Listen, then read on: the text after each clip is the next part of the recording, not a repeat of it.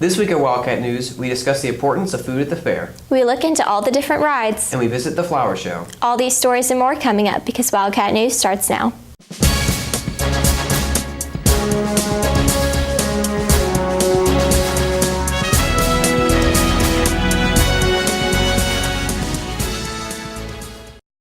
Good morning, West Johnston. I'm Grayson Betts. And I'm Landry Connors. From October 12th to the 22nd, the annual state fair was held. There are many factors of this event that keep people coming back, one of which is the food. Mason Butcher reports. The state fair opened last Thursday, and along with the fair comes the food. Owner of Tim's Old Time Hot Dogs, Tim Williams, believes the state fair has a wide selection of foods. It's where you come and you don't get fried food, or a lot of people don't get hot dogs, or they don't get chicken pitas or whatever. It's a lot of varieties out here now. Used to there wasn't that much. Now there's a lot of variety to choose from. Freshman Allison Wade thinks there are a few reasons why people enjoy fair food. One day a year, you can really be yourself and get all the fat food that you want, and it's fresh. You can smell it being made, and it's delicious. You get really excited when you see other people getting the food. You want to get it too, and so once you get it hot and fresh, it's really nice. Williams believes that even though you can get this kind of food at some places, it's unique to the state fair. I think it's more like you can get it anywhere, but just special at the fair, the way it is, everybody packed in together. You can go to a food truck rodeo and get a lot of different kind of food, but it's just the atmosphere of the state fair. I'm Mason Butcher, Wildcat News. Thanks, Mason. Another major attraction at the fair is the rides. Each year, over 1 million people attend the North Carolina State Fair, and one of the biggest overall attractions are the rides. Sophomore Luke Markison and freshman Madison Smith have different views on the safety issues involving the rides. They're a lot more rickety, you shake a lot more than on normal rides because they've been set up real quick. It's exciting. I feel safe at these, but once I went to another one, the seatbelt felt like it was gonna take me off or something. And I was scared, but it was so exciting to go around and around and around. Markison believes that the rides are a big part of the fair. That's the main reason that a lot of people come, but to me rides aren't a big part to me because I like to go around and get food and see different things and booths as well.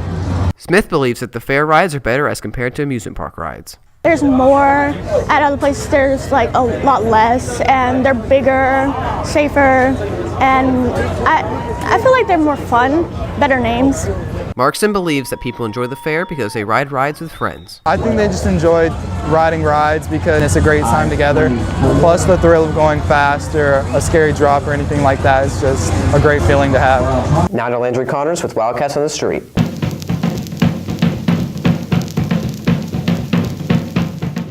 What's your favorite thing about the fair? My favorite thing would be the fried cheese at Wisconsin Cheese. My favorite thing about the fair is food because I like fried Oreos. My favorite thing about the fair is definitely the adrenaline of the rides. I like the rides, and my favorite one is Chaos. I like the rides mainly because the fact that I guess it's more of entertaining to me. The animals are okay, the food is okay, but what I go there is for the rides. My favorite thing about the fair is the funnel cakes, and my favorite ride is the Freebird. My favorite part is the ice cream from NC State. It's the best ice cream ever. My favorite thing about the fair is the food because it's very delicious. One of the more calm state fair attractions is the Flower and Garden Show. Emma Pollard reports. Hidden in the back of the state fair is the Flower and Garden Show. Wake County Master Gardener Gay Kay says the garden attracts people from all over the country. Not only North Carolina, but we get people from Connecticut, Ohio, asking questions. Of course, that's why we have to ask them. The first thing is, where do you live? Volunteer Cindy Hamrick says working at the garden is a unique experience. We are required to have a certain number of volunteer hours every year, and so you fulfill your obligation, but mostly you just come out here to have fun. And it really is not an obligation, it's a pleasure and a privilege to volunteer at some of the places that we get access to. Hamrick believes it is very important to know how to garden. Gardening is just good for your soul. I think everybody needs to be outdoors, gardening, digging in the dirt, watching your flowers grow, and especially if you're growing something for food.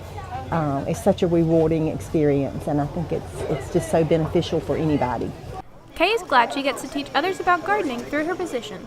A lot of people are gardening now, and not only flower gardens, but vegetable gardening.